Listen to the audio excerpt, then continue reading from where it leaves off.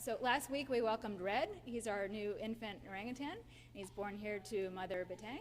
And Batang right now, unfortunately, is off exhibit, but it really is her choice. So at any moment she could come out, and so we do encourage people to come and over the next few days. So today, but also for the next several weeks, this baby is incredibly cute, and I really welcome people to come and see him. The great thing about orangutans is they'll be cute for a very long time.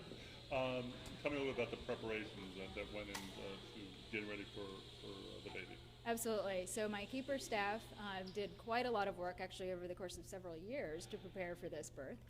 So we did have a breeding recommendation quite a long time ago, but it took a long time for us just to first be sure that we were ready, and then once we were ready and we pulled the birth control, then we also were doing a lot of maternal training. So we had a keeper who was focused on maternal training of the mother-to-be, and also we had a keeper who was working on surrogate training. So in case there should be any kind of an issue, this is a first-time mother, we also were training 2 females for potential surrogacy.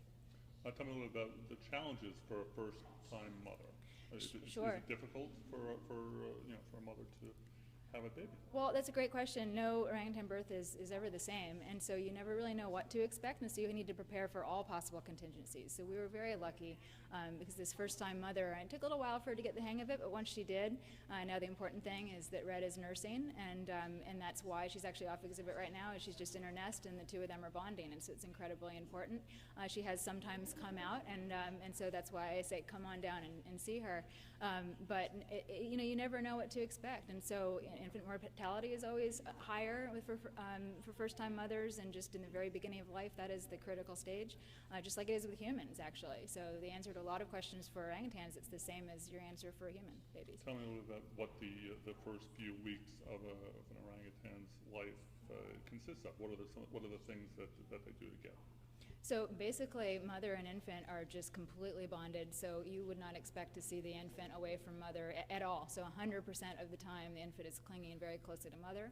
Mother-infant bond in orangutans is closer than any other animal, actually. And so the period of dependency is extremely long, and so really it's just this very close bond. And so you just have, infant should just be nursing and just getting that time with its mother. And that's exactly what's happening right now.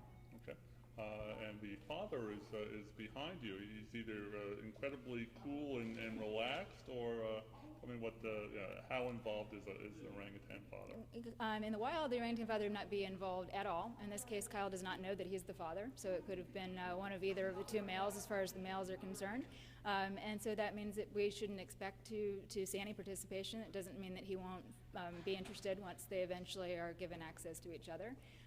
Orangutans are extremely social, but in the wild, they are the most solitary of the great apes. So what that means basically is that you have the males ranging these huge home ranges that encompass several female home ranges, and the males basically will meet up with females to mate during consortships, and then also sometimes in feeding aggregations. But otherwise you're not having really any interaction between them.